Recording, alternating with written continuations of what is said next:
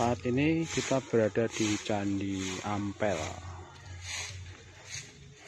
candi yang terletak di Desa Joho, Kecamatan Kalidawir ini. Kemungkinan berlatar agama Hindu. Untuk selengkapnya kita akan bahas nanti pada pembahasan.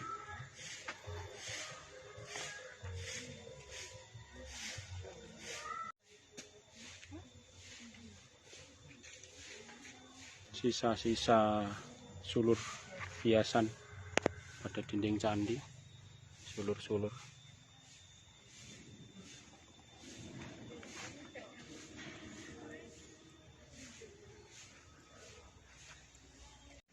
Waalaikumsalam warahmatullahi wabarakatuh. Selamat pagi, Rahayu. Rahayu. Terima kasih atas kedatangan teman-teman dari IAIN dan Astagayatri dan mungkin lainnya ada dari Blitar.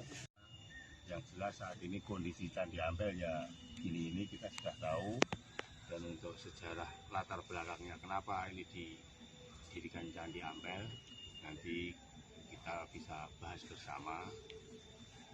Dan pada kesempatan hari ini kebetulan komunitas kami yaitu Astagayatri pas berusia 3 tahun atau ulang tahun ketiga yang kami adakan.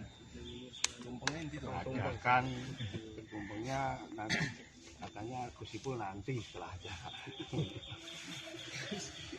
Itu jadi tanggal 17 Maret komunitas ini kami dirikan gitu. Ini komunitas yang sudah berhak notaris, dan saya sangat berterima kasih kepada teman-teman khususnya komunitas Astagayatri yang pada saat ini tetap sudah berusia 3 tahun masih eksis dengan segala kekurangan dan kelebihannya.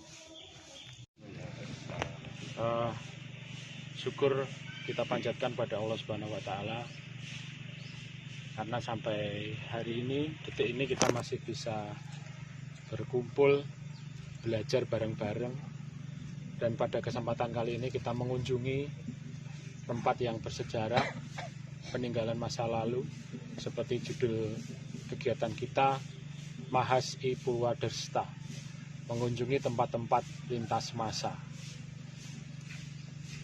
Yang kedua kalinya, mudah-mudahan selawat dan salam senantiasa tercurah untuk Nabi besar Muhammad SAW, yang nanti di hari akhir akan kita nantikan syafaatnya, pitulungan Kang Agungnya. Pertama-tama saya ucapkan selamat ulang tahun yang ketiga untuk Astagayatri. 3 tahun berjalan, dan pada tahun ini saya pribadi sangat bersyukur karena peringatan hari ulang tahunnya kita mengisi dengan kegiatan.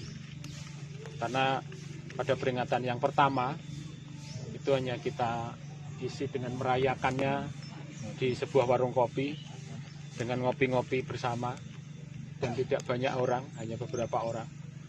Kemudian di ulang tahun yang kedua kita tidak mengadakan acara apapun, tapi alhamdulillah tahun ketiga ini kita bisa mengisinya dengan kegiatan. Dan harapan saya ke depan Astagayatri di tahun-tahun yang mendatang itu ulang tahunnya akan diisi dengan kegiatan-kegiatan lain yang mungkin lebih besar atau lebih berwarna. Mudah-mudahan. Dirgahayu Astagayatri. Sebelum kita membahas tentang Candi Ampel, yang pengetahuan saya sangat sedikit tentang candi ini, kita bahas dulu yang tadi kita datangi, yaitu sumur di sebuah pekarangan warga yang masyarakat menyebutnya adalah Sumur Jolotundo. Nama ini menarik karena mengingatkan kita pada sebuah tempat di lereng Gunung Penanggungan, yaitu sebuah patirtan yang bernama Jolotundo. Ada kesamaan nama. Kalau tidak salah, Jolotundo itu berasal dari kata jala dan tunda kalau tidak salah. Nanti kalau salah mungkin Mas Teguh bisa membenarkan. Yang saya pahami, jala itu air dan tunda itu bertingkat. Kalau di Penanggungan, Jalatunda itu memang kondisi bangunannya adalah patirtan dengan tingkatan-tingkatan. Jadi ada air yang bertingkat-tingkat dengan dengan jaladuara yang mengalirkan air ke tingkat-tingkat di bawahnya. Yang pasti Jolotundo ini dipercaya memiliki air yang dianggap suci. Nah, di tempat yang kita datangi tadi, Jolotundo, saya tidak tahu kenapa namanya Jolotundo gitu ya. Ataukah mungkin karena batunya dibuat bertingkat, dan dari yang kita lihat tadi memang bentuknya menarik. Sumur yang berbentuk kotak. Kalau biasanya kita menjumpai sumur itu bulat gitu ya. Bulat seperti cerobong begitu, tapi yang tadi kita lihat adalah bagian bulatnya, jobongnya itu hanya di bagian atas, kemudian ke bagian bawah sampai ke dasar itu bentuknya adalah kubus atau kotak. Dan yang lebih menarik lagi adalah materi yang dipakai untuk membangunnya. Yang kalau kita biasanya melihat sumur itu dari batu bata yang ditata sedemikian rupa. Kalau hari ini tadi kita menyaksikan itu adalah batu andesit seperti batuan candi yang disusun sedemikian rupa dan sangat rapi. Ini tentu butuh konsentrasi, butuh waktu, butuh hal-hal yang istimewa untuk membangun sumur ini. Dan di masa lalu sumur selalu dikaitkan dengan bangunan suci. Apakah kemudian di sekitar sumur tadi ada bangunan suci yang mungkin sudah runtuh? Saya kira itu masih perlu kita buktikan lagi. Namun yang pasti air itu sangat penting bagi sebuah ritual keagamaan. Nah, pentingnya air ini saya kira ada di semua unsur agama. Baik itu Islam, kita mengenal ada yang namanya air suci yang mensucikan. Mungkin nanti yang dari IAIN bisa menjelaskan. Ya, IAIN ini bisa menjelaskan. Air suci yang mensucikan gitu. Ada itu ya. Toharoh itu ya. Nah, kemudian di agama Katolik juga ada yang namanya air suci, holy water, yang biasanya dipakai untuk pembaptisan dan sebagainya. Barangkali nanti Mas Abdu bisa menjelaskan itu. Dan demikian juga di agama-agama lain seperti Hindu dan Buddha. Jadi ada dua jenis air. Yang pertama adalah air biasa atau profan. Orang biasa menyebutnya banyu. Kemudian ada air suci yang itu disakralkan. Biasanya disebut dengan air tirta. Atau ada yang menyebut juga namanya toya. Atau ada yang menyebutnya namanya toyam. Jadi toyo, tirto itu air yang dianggap suci. Air suci biasanya dipakai untuk kegiatan-kegiatan spiritual. Baik itu untuk peribadatan, pengobatan, kemudian juga untuk membersihkan, untuk dengan cara dipercik-percikan, memberi berkah dan sebagainya. Nah, keberadaan sumur ini juga saya kira istimewa karena di zaman dulu barangkali tidak semua orang bisa atau boleh membangun sumur. Jadi ada pertimbangan-pertimbangan khusus sehingga sumur itu dibangun. Nah, itu sedikit yang saya ketahui tentang sumur yang kita jumpai tadi. Berikutnya, sekarang kita ada di sebuah candi yang bernama Candi Ampel. Berada di Dusun Ampel, Desa Joho. Ya, betul ya. Kecamatan Kalidawir. Fisik bangunannya seperti yang kita lihat, bangunan ini sudah rusak, runtuh, dan ditumbuhi oleh tumbuhan-tumbuhan, tanaman-tanaman yang sangat besar. Tanaman ini di satu sisi bisa dikatakan merusak, tapi di satu sisi juga ini adalah berkah. Kenapa? Karena saya membayangkan kalau tidak ada tanaman ini barangkali bangunan ini sudah hancur, sudah tidak tersisa. Justru akar-akar dari tanaman ini yang merengkuh bangunan yang ada ini. Barangkali kalau tidak ada tanaman ini mungkin nasibnya akan seperti tragis seperti Candi Tuban, berakhir menjadi sebuah kandang ayam.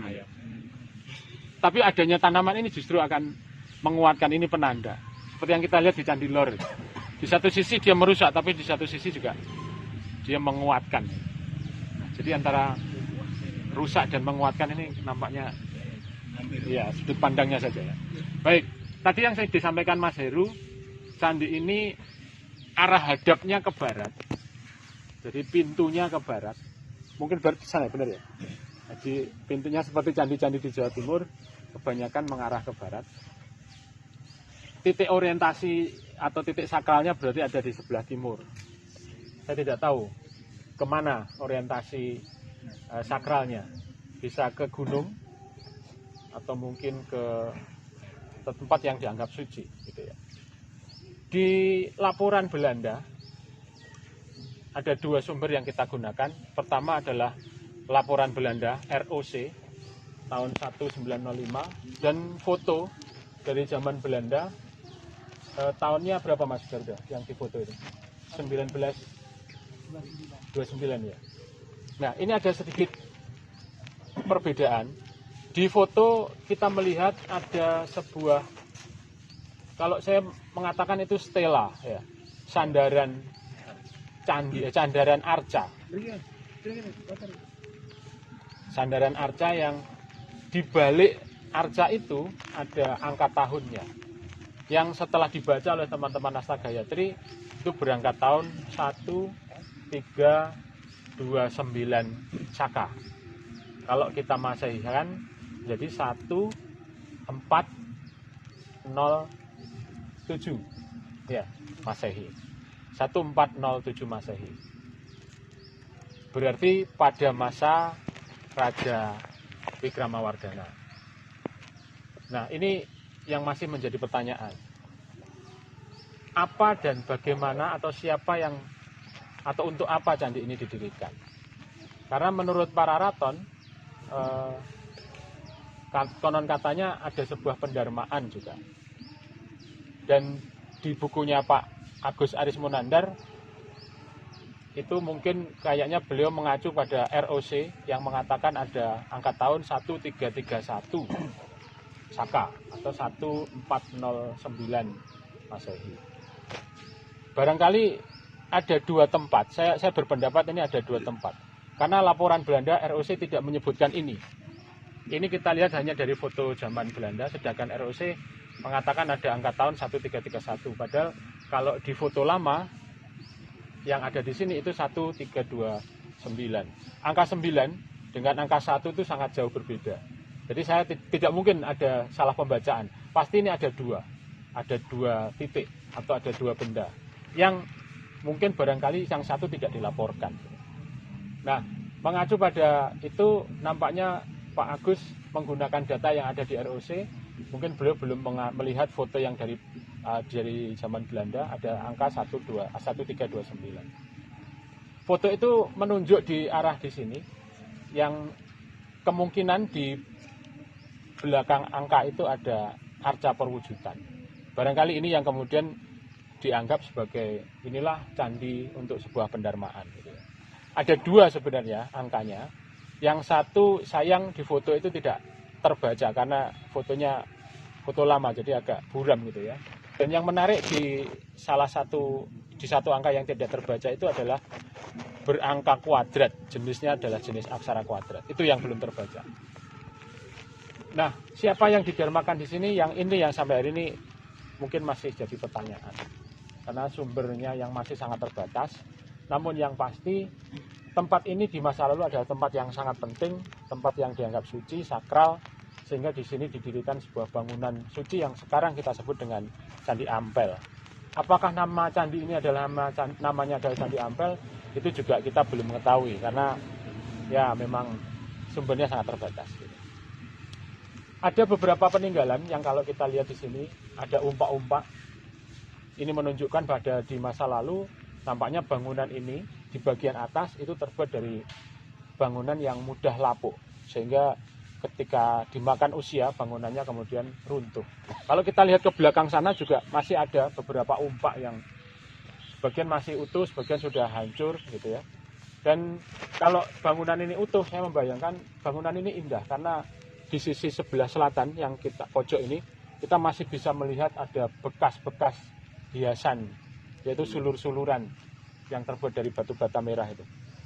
Barangkali candi ini di masanya sangat indah gitu ya. Namun karena keterbatasan sumber sejarah yang sampai pada kita tidak bisa atau kurang bisa mengidentifikasi siapa, bagaimana, dan apa tentang candi ini. Saya kira itu dulu, nanti bisa kita lanjutkan dengan diskusi. Terima kasih. Ada kurang lebihnya mohon maaf. Assalamualaikum warahmatullahi wabarakatuh. Dan Yoni di Museum Pajaengsi Tulungagung. Durapala dan Yoni. Yoni. Sekarang posisinya di museum.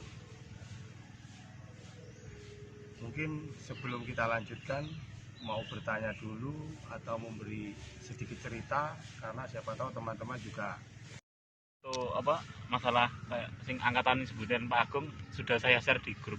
Mungkin ada yang belum gabung di grup, maaf ya. Tapi ada buka grup dulu kalau yang sudah gabung. Itu angka tahun 1329 ya. Nah, itu berasal dari Candi Ampel sendiri. Menurut info itu sekarang berada di tim, tapi yang jelas seperti apa saya kurang tahu. Mungkin teman-teman yang akan jelaskan lagi. Lepas dari itu, sebenarnya saya pengen menjelaskan hal yang lain dari sisi dalam penyebutan kayak cagar budaya kayak gitu. Mungkin kalau perihal Candi Ampel ya, akan orang-orang yang sepuh-sepuh dari Astaghiati akan lebih tahu seperti apa. Soalnya saya sendiri baru pertama kali ke sini. Baru pertama kali. Kalau berkaitan dengan Candi Ampel ini, kalau dalam undang-undang itu disebut struktur cagar budaya. Kalau kan ada berbagai macam, ada benda, struktur, dan bangunan. Nah, kalau struktur itu menempel dengan alam, tapi dalam keadaan yang sudah tidak utuh. Kalau bangunan, ya ngerti lah bangunan cagar budaya kayak piye. Dan kalau benda itu mempunyai unsur tunggal, jadi hanya satu. Misal botol itu baru dikatakan benda. Kawasan. Nah, kemudian selain itu kalau dalam penyebutan lagi ada benda, situs, dan kawasan. Nah, kalau benda tadi sudah saya jelaskan, untuk benda itu hanya satu jumlah. Kemudian kalau situs itu dari berbagai benda cagar budaya. Misal kalau candi ini dikatakan situs karena mempunyai unsur dari beberapa benda. Kemudian kawasan itu terdiri dari berbagai situs. Misal kalau di Tulungagung belum ada kawasan cagar budaya, tapi kita bisa melihat di Trowulan Mojokerto itu dikatakan sebagai kawasan karena terdiri dari berbagai situs, dan di Trowulan peringkatnya sudah menjadi kawasan tingkat nasional. Ada selain itu kawasan tingkat provinsi, situs megalitikum di Bondowoso yang kemarin pernah diganggu oleh dibangun pabrik, itu menjadi kawasan tapi tingkat provinsi. Nah, kembali lagi, benda itu bisa ditetapkan sebagai cagar budaya minimal 50 tahun usianya. Bisa sekurang-kurangnya bisa kurang dari 50 tahun asalkan benda tersebut mempunyai urgensi yang sangat mendesak atau mempunyai masa sejarah yang sangat sangat heroik lah, seperti Lubang Buaya waktu itu usianya belum 50 tahun tapi sudah ditetapkan cagar budaya karena Lubang Buaya kan sejarahnya seperti pembantaian para jenderal, 6 jenderal 1 perwira. iku.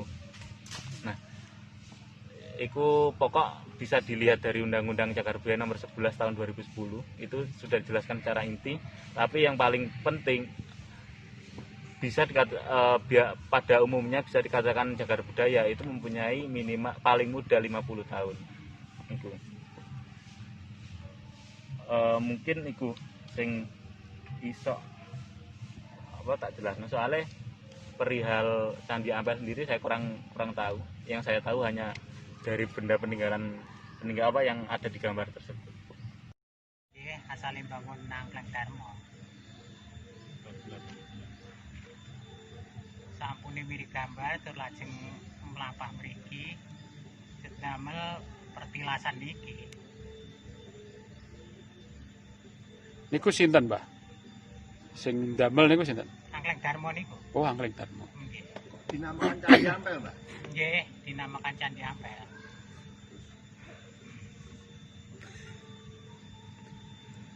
Kleng Darmo itu kan mirip gambar ya?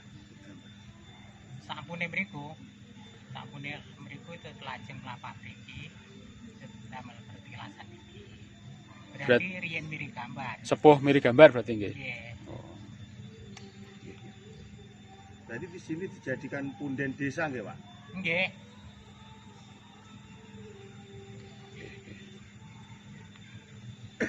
Kok namanya Ampel itu dusun apa desa, Pak? Dusun. Dusun dari Desa Joho. Nggih, dukuhan, carane desane Joho. Riyen nate diceritani mboten wujude candi niki pripun? Dos pundi? Ngapunten. Mboten anu nggih. Mboten tahu. Nggih, nggih. Dinamung ceritane Pak Buyut rumiyin mboten.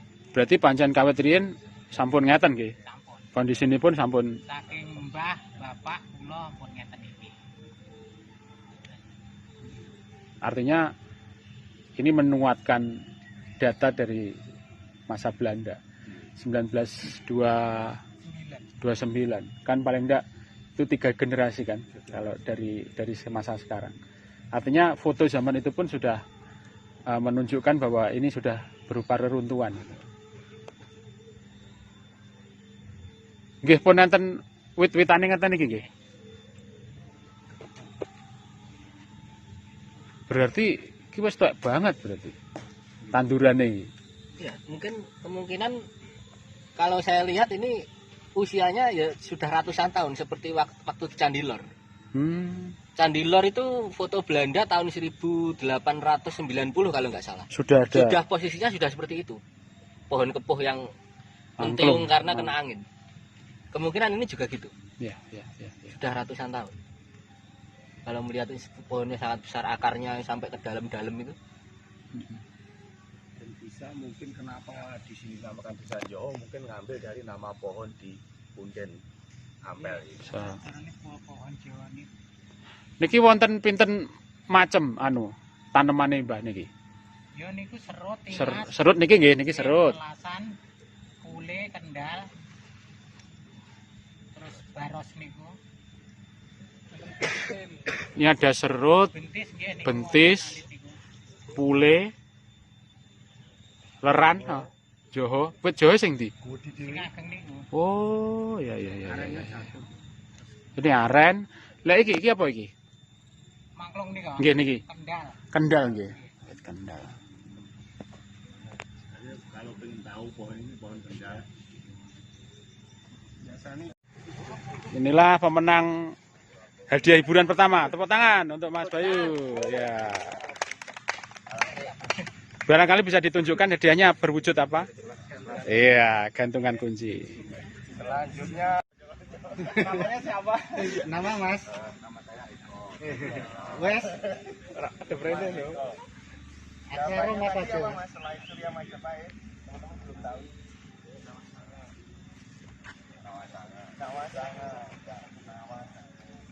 Diperkirakan didirikan tahun dia. Saya tadi ikut mendengarkan dari Pak Agung.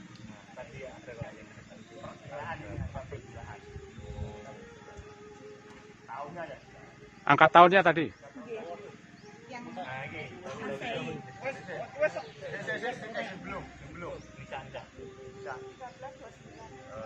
Atau 1409 27 mana 7? 27. 1427.